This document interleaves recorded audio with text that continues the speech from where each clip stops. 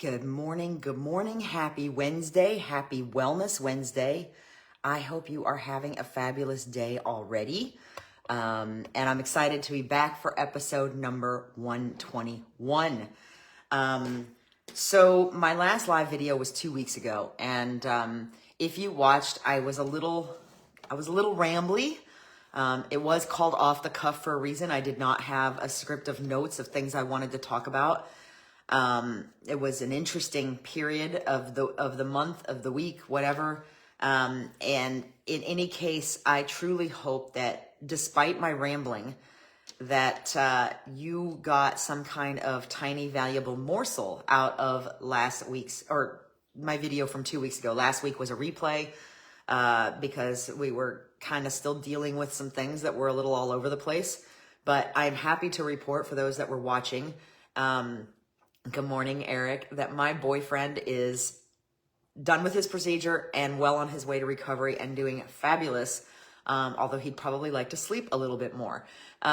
So in any case, I'm happy to report that, and that the brain spin that I was experiencing has significantly settled down. And although it's still there, but for other reasons now, and that's part of what we're going to talk about today. This has been... before I get started, let me just say, if you're here, let me know you're here. If you don't see this until afterwards, hit hashtag replay in the comments. So the off the cuff, as I said, was more about our anxiety response or our fear response. And that's still a very salient issue, especially with some of the grad school work I've been doing in the last couple of weeks.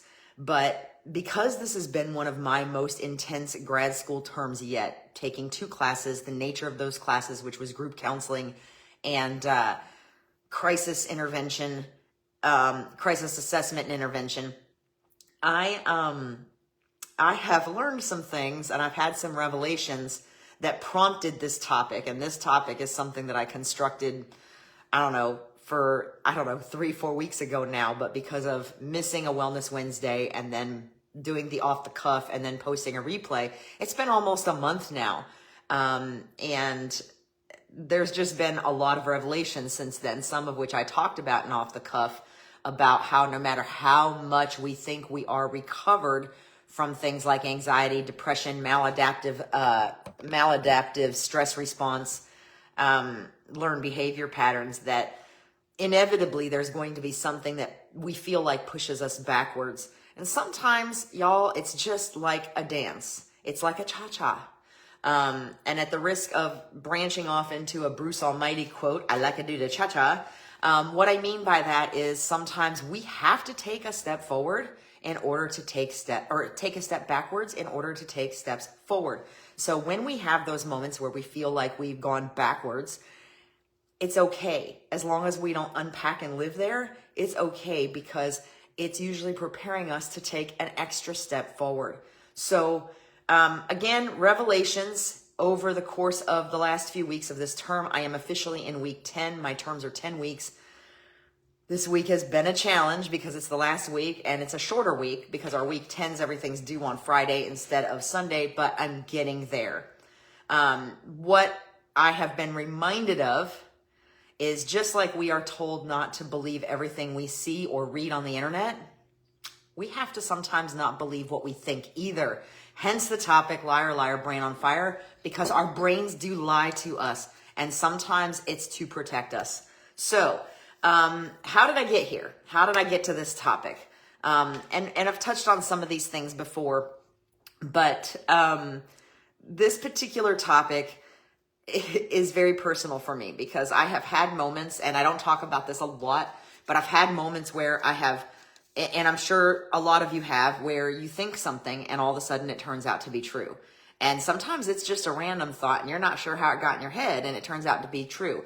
So over time, when those things happen, we have a tendency to believe that whatever's running through our head at any given moment is the gospel truth, when it's not. So while I was studying for my bachelor's of psychology back in 2012 to 2016, I joke all the time that those of us that are in this field, we get into this field to fix ourselves, right? And I've never made any bones about having anxiety and depression and having brain spin and looking constantly for ways to improve upon myself. And I think that when you have that evolution or evolving kind of mindset where you know, even if you're content with the way things are, if you know you can do better and you try and you don't push yourself down in the process, that's not necessarily a bad thing. So while I was studying for my Bachelor of Psychology, I had to do a paper. We were given a handful of topics. I didn't know anything about any of them. They were treatments, and one of them was mindfulness-based cognitive therapy. And I was kind of interested in cognitive therapy, but this mindfulness thing kind of had my attention. And as I read the description of it, I chose it because it was in that description touted as a treatment for anxiety. Now, if you were to actually Google it, you'll find that it's more associated with depression than anxiety. But in this case, and in the research I did, I was focused on anxiety. And if you remember me mentioning this before, I was in the process of planning my first trip back to Michigan in like 26 years, 24 years, something like that. So this was, this class was 2015, 2016, and I was looking for ways to get emotions under control before that trip. And so mindfulness-based cognitive therapy seemed like the answer, not necessarily the answer to that specific question, but more the thing that I needed to study and research more to learn more about it in the interest of applying whatever I learned to myself and understanding it better. So what I learned during that class, one of the first things that really clicked that was a big light bulb for me, was that I didn't have to believe everything that I thought, and that when I had random thoughts come into my head, especially those that were maladaptive or just negative in general, that I could dismiss those, that I didn't have to give them life right then and there, that I could just acknowledge them and move on. I didn't have to label them. I didn't have to judge them. And that's something that we frequently do, especially if we experience a lot of anxiety or depression or a few other things. We feel like every thought in our head needs judgment. We have to judge ourselves for it. We have to figure it out. We have to be like, okay, why am I thinking this? What does this mean?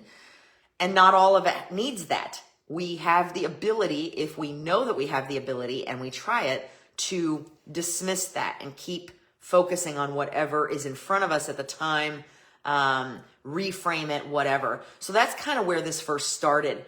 And then fast forward to some other easy examples. Jazzercise. You all know I love jazzercise. And for the longest time, I wanted to hit these jazzercise challenges, but kept telling myself that I couldn't. Or if I was out for a run, I can't do a double jazzercise class. I need to do a double jazzercise class, a double header, in order to hit this challenge with, X number of classes, but I can't do that. I've never done that before. It's going to hurt my body. I'm going to injure myself. Do you see where I'm going with this? Or going out on a run for the first time in weeks and being like, oh, I have to start over because I haven't done this in weeks and it's going to be hard. And when we tell ourselves those things before we even step out the door, we are framing what's going to happen. It's kind of like almost a self-fulfilling prophecy, which is probably a phrase we don't hear a lot anymore, but it was big when I was growing up. Also, I've talked about being a yes man. Prior to my trip to Michigan in 2016, and prior to my bachelor's study, I have talked about a trip to New York and to Canada. That when my friends first offered it up, my immediate response was, no, I can't do that. And that was my immediate response for just about everything. And sometimes I still find myself kind of going there. But now I have the experience to know that I need to check myself and go, all right, why was that your response? So I became more of a yes man, and I use that phrase in reference to yet another Jim Carrey movie, because, again, when we tell ourselves no, when we constantly tell ourselves we can't, that's not going to work, we don't have the ability, whatever, we frame the circumstances that follow for failure instead of success, when that's not necessarily true. So Was it true? Good morning, Miss Kelly. Was it true? Was it true that I couldn't do jazzercise double headers? It was absolutely not true. I just had to stop telling myself that. Was it true that every single run where I had gone 3 or 4 weeks without running prior meant that I was physically starting over? No, and I frequently proved to myself that that was not the case. Was it true that I couldn't go on that trip to New York and Canada? Absolutely not. And I did it. And it was a game changer for me because it started to open my eyes. So our thoughts, where I'm going with this is our thoughts are not always facts, no matter what kind of proof we have that they are. And believe me, we can come up with some proof, and we'll talk about that in a minute. They are stories that our brains tell us to keep us in our comfort zone. You know, I could branch off into details about reptilian brains, which would probably make my daughter deliriously happy because I don't like to talk about her reptiles. But it's true. Our brains are designed to protect us. And therefore, they frequently will tell us stories that are not true to keep us from taking risks, to keep us from hurting ourselves, to, you know, and this worked in like the caveman days when we're running from dinosaurs or whatever, you know, whatever predators there were, with a lot less protections than we currently have in modern day society. But it doesn't always work now because a lot of times our brains kick in with a fear response, or what I call fight, flight, or freeze. It's not my term. It's a fairly common term. And they tell us things to keep us comfortable so that we don't take those risks, so that we don't get hurt. It's a protection factor. So where do these stories come from? The brain's job is efficiency, and the brain's job is protection. If it perceives that you are going to risk injury, death, anything like that, because remember, when I say death, I'm going back to like caveman era. Hello, Miss Stacy. When we start thinking about things that might cause that, our brain is still very primal, and it still kicks into, oh, no, you stay right here, you're safe here. And that's kind of how that goes down. Not only that, basically it's easier to say I can't than to risk failing, or to risk injury, or to risk anything. And then on top of that, we absorb the stories that other people tell us about ourselves. And we really kind of absorb those and integrate them into our personalities and into our thought processes. And this is a biggie because this can either be really good or it can be really bad depending on what your environment is. Because this is where it comes from: parents, teachers, friends, bullies. When we are constantly being told something about ourselves, whether it's true or not, and it may very well not be true because it is someone else's perception. If a child is told constantly by a teacher or a parent that their misbehavior is because of a specific reason, for example, that they're a bad kid, what are they going to believe? Are they going to believe that their behavior is something that can be changed, or are they going to believe they're a bad kid? If you're surrounded by bullies, kids on the playground that are constantly, which I was, constantly telling you you're ugly and you look funny, are you going to believe that that's their perception when you're 10? Or are you going to believe that's the truth? So we absorb these stories and we kind of, like I said, integrate them into our personalities and project them back out when they aren't necessarily true. They're someone else's perception, or they're just someone else having a bad day that's not saying nice things, not using nice words. That's one of the rules in my grandson's school, is using nice words. So, and then on top of that, we then proceed to gather proof for what we believe. So while there may be proof out there that we're not ugly, that we're not a bad kid, that we are not bad at math, or that we can't do double headers in jazzercise, because that is what we believe, we tend to gather proof that supports what we believe. Again, it's kind of our brain's way of affirming that we should stay safe, that we should stay in our comfort zone. So for example, I struggled with algebra. I struggled with algebra 1.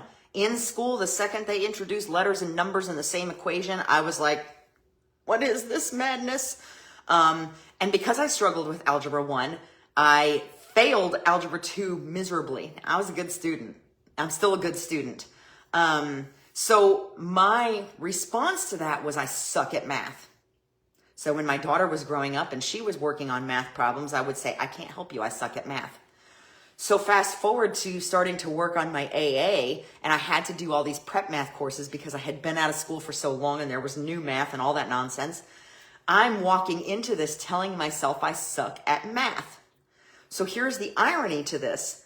And what this is overarching applications. We take one incident or isolated incidents and we apply them to everything that we can find that it's appropriate to. So because of struggling with Algebra 1 and failing Algebra 2 in high school, I have been my whole life convinced that I suck at math. And you'll even still find me sometimes saying that when I'm trying to do quick math, quick addition, whatever in my head. And I'm like, let me get my calculator because I suck at math. So I still tell myself this story and I don't even realize I'm doing it until it comes out of my mouth. And then I'm like, come back here. So the truth was that I entered into my AA and I was terrified about math, and it was kind of a guided self-study, which meant that we could go through these prep math courses. I had to have these prep courses before I could even take math courses for credit because of how long it had been since I'd been out of school. So I walk into this thinking, oh, this is terrible. I don't even know if I'm going to get through the prep math courses. And I did. And not only did I, but here's the irony. Number one, I got through my entire AA with a 4.0. So not only did I get through the prep math courses, but I went forward and got through the credit math courses to accomplish what I needed to accomplish, which thank God at that time was the only math I was ever going to need again.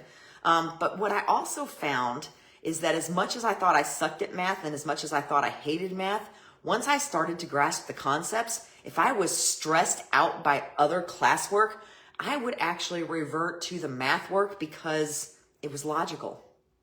What? Math is logical? I reached a point where it seemed logical to me. And so when I was stressed out about other course material for other classes, I would revert to math. If I was struggling to focus, whatever, I would go back to the math to just kind of soothe myself and work on something that was logical. And that to me was the biggest irony of this whole thing. So all these stories I told myself for years about sucking at math and not being able to do it, it wasn't true.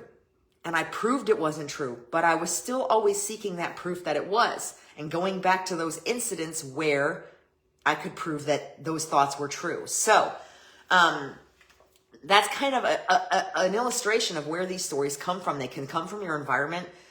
They come from your brain trying to protect you and trying to help you move in the most efficient move and think in the most efficient manners. And then we proceed to gather proof about what we believe. And I just actually had this conversation in one of my group counseling classes too, when the subject of imposter syndrome came up, which is the replay that I posted from last week.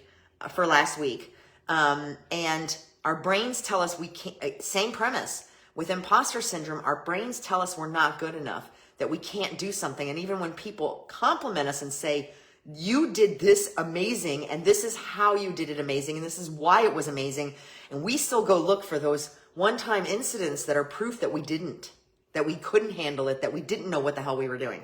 So here are the five most common lies that we believe. These are the 5 most common lies that we tell ourselves, the stories we tell ourselves. I don't have time. But we waste time in avoiding the thing. I'm just not good at that. Tell me if any of these identify with you, that are things you can identify with. I'm just not good at that. Well, have you tried? How many times did you try? More than once? Because practice actually makes perfect. I don't have the money right now. Is it that you don't have the money right now? Or is it that your priorities are the thing you want, or the thing you're talking about isn't a priority and other things are, like hitting the convenience store every single day for a soda and chips or hitting the Starbucks drive-through, Starbucks, Dunkin', whatever your preference, and spending $4 or $5 a day on a cup of coffee. If you do that math, which is easy math, you may find that you do have the money, but your priorities are just in a different place. I know I've found that to be the case many times. And then just the simple, I can't do this, or I can't do this alone. because we underestimate ourselves. And we often find that when we are in a scary situation, we can do it when we don't have choice. And I talked about that a little bit in my off-the-cuff ramble, that when we find ourselves in a situation where we don't have a choice, we are amazing. You know, we tell ourselves we work best under pressure, which is not necessarily true, but then we go and we prove it over and over again. So part of this revelation for me recently is I have been telling you, I'm a good student. I'm in grad school, and we'll see if I still pull it off by the end of this term. But currently I am still holding a 4.0, and I am proud of that. And I know what you're going to say. You might say, all right, I don't know what you're going to say. Some people might say that, you know what they call the lowest scoring person in medical school? Doctor. But to me, those grades are important, and it's not as much about the grade as it is about making sure that I've done the best that I can do.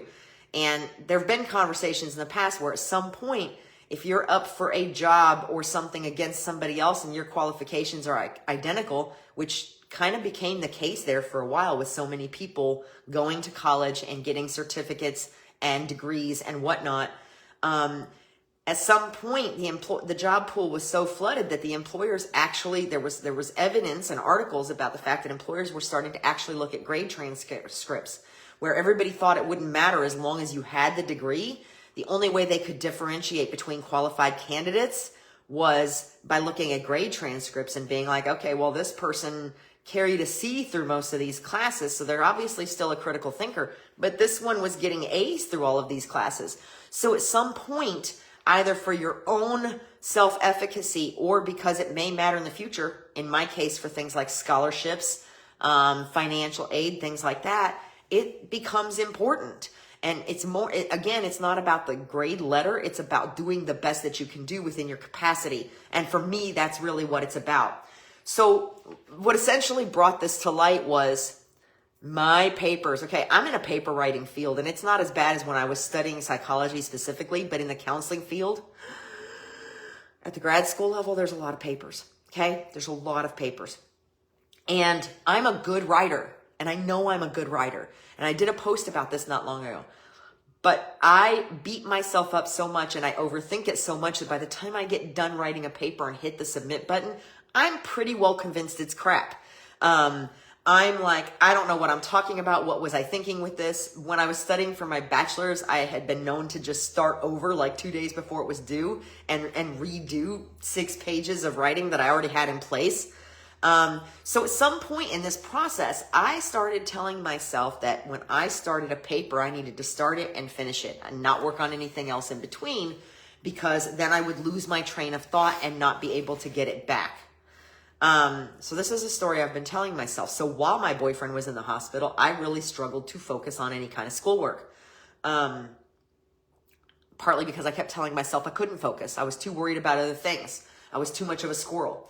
And then secondly, because of the fact that I kept telling myself that I couldn't just do little pieces and parts of papers at a time while I was reading, I put myself in a position where when I could not touch that stuff or was not making the time or the focus to touch that stuff during this last couple of weeks, I put myself in a position where I was really behind. Good morning, Miss Dawn. And realized as I started working through the schoolwork that's due by the end of this week, where I was looking down the barrel of process journals and a whole new paper and another paper for the other class and discussion posts, where I was like, I can't do this. There's no way. There's not enough hours in the day. I'm never going to sleep again. And here come more stories. Do you see where I'm going with this? When the truth of the matter was that as I started working on these papers, what I found was, oh, hey, Donna, if you would have looked at that and just studied the template and started taking notes when you were reading these sections of the textbook, these pieces of the paper would have already been written. See where I'm going with this? So all these stories I kept telling myself of things I couldn't do actually resulted in me proving yet again that I work best under pressure, because here I am in the last 5 days of the term. Well, now we're down to 3, and I'm scrambling to get that work done. And am I doing it and doing it well? Yes, I am. Am I going to have time? Am I going to get it finished on time? Come hell or high water, yes, I will. Even though I keep making jokes that the end of the term is Friday at midnight, whether I'm ready for it or not. But what have I learned? That I put a lot of unnecessary pressure on myself when I tell myself stories, and more importantly, when I believe those stories and set out to prove those stories. So what I have proven is that I am perfectly capable of organizing myself better so that the next time I'm in a situation where I can't look at stuff for a couple of weeks or can't look at it closely, I am better prepared for that so that I'm not as behind or as stressed out from it. So again, common lies that we believe. I don't have time. I'm just not good at that. I don't have the money. I can't do this. I'm not good enough. And I'm going to fail, so why should I even bother? These are, and that was actually 6, but these are common lies that we most often believe about ourselves for whatever reason, because our brains are trying to protect us or because this is what we've absorbed in our lifetime from other people. And then we proceed to gather proof of what we believe. So let me just put it in perspective for you. Thomas Edison, I'm going to throw out some big names here. Thomas Edison didn't fail 10,000 times. What Thomas Edison did was he found 10,000 ways that didn't work while he was developing the light bulb. 10,000. 10,000, y'all. And we sometimes think we can't accomplish a simple task like, doubling up on our workouts. Now, do I recommend you double up on your workouts all the time? No, but you can't ever get to a point where you can feel strong enough to do that if you don't try it. So Albert Einstein, and I didn't know this, struggled academically and was labeled mentally slow. Albert Einstein, y'all. On his school record, he was labeled mentally slow. So again, an example of how sometimes the stories from the people in our environment are where we absorb these things from and where we begin to believe them and integrate them into our personalities and our thought processes. Michael Jordan was cut from his high school basketball team. That's actually fairly common knowledge. Walt Disney was told he lacked imagination. Dawn, I can't read your whole comment right now, but I'm looking forward to going back and seeing the rest of that. So Michael Jordan was cut from his high school basketball team. Walt Disney was told he lacked imagination, which nobody would ever say now. Elvis Presley, he was fired from the Grand Ole Opry. He was fired from the Grand Ole Opry and told to go back to truck driving. Another little tidbit I didn't know. And Steven Spielberg was rejected from film school 3 times. So these are examples of people that were told stories. They were told stories basically that they weren't good enough or that they couldn't do it or that they didn't know enough or whatever. And at some point they chose not to believe those stories, not to absorb those stories and to rewrite them. And that's what we have to do. So how do we rewrite those stories? There's a cool little acronym I came across called CART, C-A-R-T. And the C stands for catch it in real time. Pause when you're thinking those thoughts. Pause when you're telling yourself, I don't have time. Reframe it. I'm not making the time. It's not important right now. I have actually gotten better over the years, and I still kind of ebb and flow with this, but I've gotten better over the years. When I catch myself saying I don't have time, I try to reframe it as I need to make the time or I haven't made the time. Because I know that it's not that I don't. I know it's that I'm using my time differently than I should be. And I'm pretty good with my time, but case in point with these papers where I could have, if I would have taken a little bit of extra time then when I was telling myself that I didn't have the time, taken a little bit of extra time to have those paper templates open to make notes from the stuff I was reading, it would have saved me an enormous amount of time when I was actually finishing the paper and had to keep going back and searching for stuff that I'd already read. And comprehended, but then needed to go back and search to jog my memory or reinforce what I was thinking or whatever. So pause when you're having those thoughts. Catch it, C for CART, catch it in real time, and pause and reframe that thought. Is it really that you don't have time, or are you not just using it wisely? Do you really not have time? And this can apply to a lot of things. It can apply to personal businesses. It can apply to just in general, I don't have time to volunteer but I spend 3 hours a night watching TV at home. Those kinds of things. And I've been guilty of that too. So from the acronym CART, C means catch it in real time. A means ask, is this 100% true? You have to ask yourself, is this true about me? 99% of the time it's not. I still say I suck at math. I do. I have two different kinds of proof. I have proof that I do, or at least that I think I do, because of not doing well with algebra. I also have proof that I don't. I have proof that I don't in the fact that I made it through prep math and all the math required in my AA with a 4.0 grade point average at the tender age of 38. So which proof am I going to reach for? Am I going to reach for the proof that says I suck at math? Am I going to keep telling myself that story? Or am I going to reframe that story based on the proof that I have that I don't? Which proof am I going to reach for? That's up to me to decide which one of those I'm going to focus on. So the R in CART means reframe, and that's kind of what I was already touching on. Change I can't to I'm learning. Change from I'll try to I will. Change from I'm not good enough to why not me. And this is honestly, this reframing that I'm talking about is actually a well-known cognitive behavioral therapy technique. It's a cognitive technique that you can learn from a counselor. But reframe it, whatever it is. Change I can't to I can. Change I can't to I'm going to try. Change I failed to I learned how not to do it. There are so many ways that we can reframe those thoughts, but it's up to us to do it. Sometimes it takes hearing somebody else to saying it to go, oh yeah, that makes a lot of sense.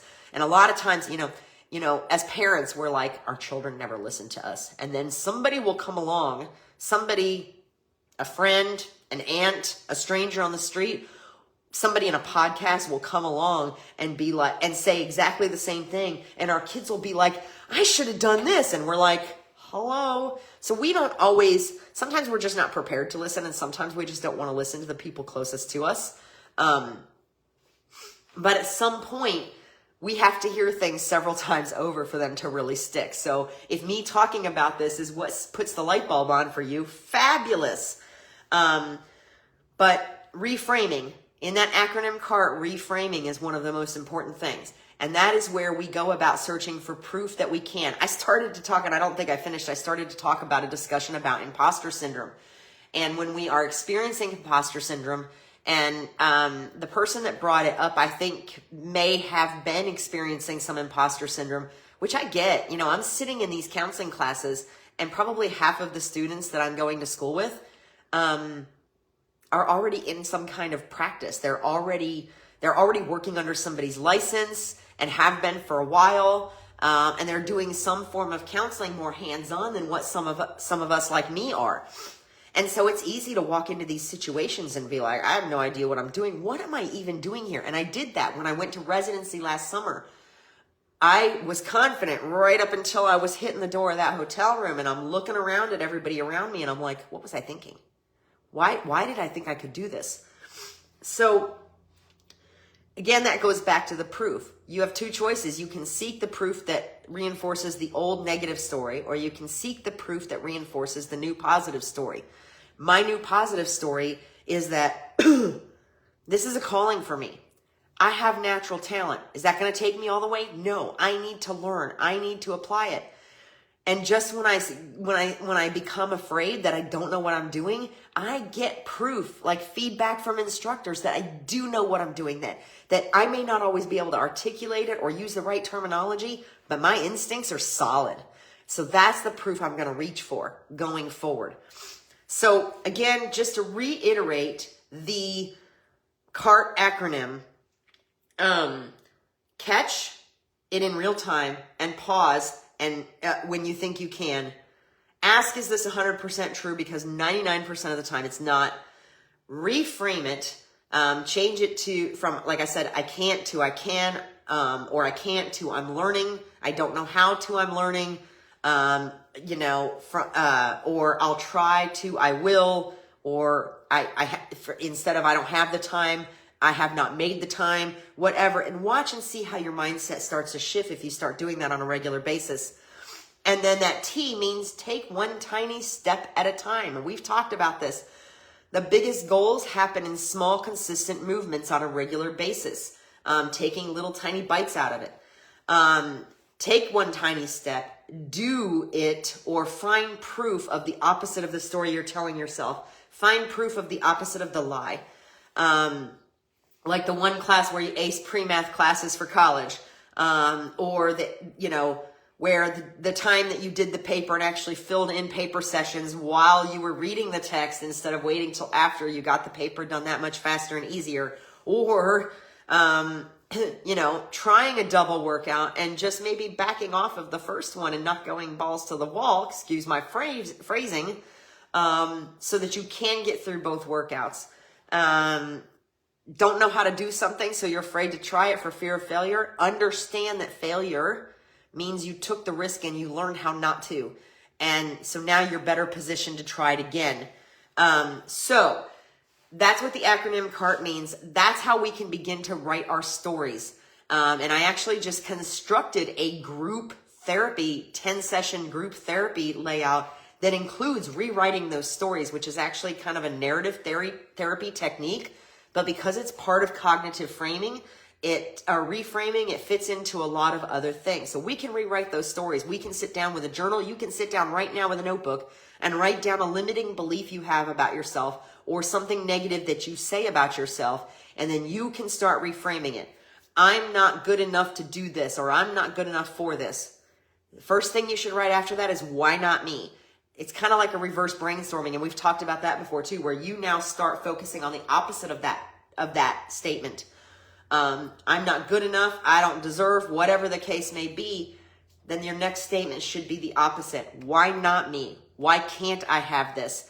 Or why should this be me? And then you start writing down things that relate to why it should be you. And that's where you begin reframing those negative thoughts. So my challenge to you for this Wellness Wednesday is, write down one self-limiting belief or negative self-talk item that you tend to have on repeat. Maybe it's like mine. Maybe it's I suck at math. And rewrite it. So in that case, it might look like I struggle with math, but I'm learning to do better. It can even be something that simple, but try to make it a positive and then start looking for proof of that positive statement. So that's my challenge to you. And if you are willing, I would love to have you share in the comment what that limiting belief is. And then I'm going to check in on you. I'm going to check in on you and find out if you've been rewriting it and putting the new story on repeat in your head instead of the old story. And you're going to slip up. I'm just going to tell you right now, there's going to be moments where you revert to that old story, and that's where you catch it and you ask yourself, is that true? And you reframe it again, and then you take one tiny step forward, to either do the thing, believe the thing, or find proof of the thing, okay? So that's my challenge to you. Write down one self-limiting belief and then rewrite it and try to put that new story on repeat to replace the old story. It takes a lot of practice, y'all, not gonna lie, but it's so worth it. Okay, so I'm running a little long. It's been a while, but here's the things I want you to remember. How you talk to yourself, we've talked about this before, how you talk to yourself is the single biggest impactor in your world, okay? We've talked about this before. Do not talk to yourself in a way that you wouldn't talk to somebody you love the most. You guys know I can get on my soapbox all day about this. It's absolutely true. How you talk to yourself has the biggest influence on your mindset and how you operate. Number 2, you may not fail if you don't risk. You know, you can stay in your comfort zone and never even take the risk, and you won't fail. But you also never have the opportunity to be successful if you don't take that risk and try. It's that simple. Nobody ever sits around and just has all the good things and all the success and all the growth fall in their lap. It's not a thing. So you may not fail if you don't take the risk, but you also can't be successful and learn the lesson that's going to make you better going forward. Our thoughts are powerful. They are, but they're not always true. So you owe it to yourself. We owe it to ourselves to challenge those thoughts before we allow them to define us. And that's, if you take away nothing else from this Wellness Wednesday, take that away with you. Our thoughts are powerful, but not always true. You owe it to yourself to challenge them before you allow them to define you. Find proof of the positive thoughts. Use that acronym card. Again, if consider doing my challenge, write down a self-limiting belief and then rewrite it. If you don't want to drop it in the comments so that everybody can see, please feel free to message me, text me if you have my number, and I will check in on you and I will help challenge you to reframe that negative thought or that limiting belief. Okay, so that is it for today. I know it was a little long, but again, it's been a hot minute. I hope you found this helpful. If you found this helpful, please share. If you came in the middle, go back and check it out from the beginning. Remember that Facebook has changed some rules with live videos. So I'm going to be in the process of downloading all my live videos because they're going to start deleting them after 30 days. And then apparently, if you re-upload them as a regular video, they can stay forever. So look for me to start creating a Wellness Wednesday album where all of the episodes are going to be. But I got to get through this term first, and I'm almost there. 1 paper, 1 quiz, 3 days to do it. I've got this. And that's what I'm going to tell myself. So drop a comment, send me a message, let me know what what negative story you've been telling yourself and what new story you're going to tell yourself instead. Because I am looking forward to seeing if anybody actually does this, and more importantly, to what kind of benefits you get out of it. So again, I hope you found this helpful. If you did, please share. I have no idea what next week's topic is going to be. I have so many things on my heart right now, but I will see you next week. And in the meantime, have a fabulous week and be well. Bye.